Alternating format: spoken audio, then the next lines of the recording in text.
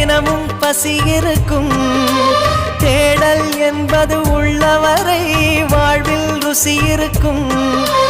பாடல் போல தேடல் கூட ஒரு சுகமே. இசை பாடி வரும் இளம் காற்றுக்கு உருவமில்லை.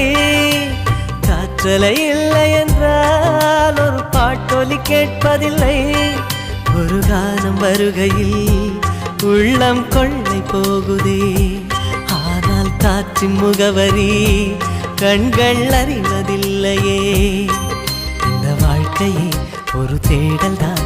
அதை தேடி தேடி தேடும் மனது தொலைகிறதே.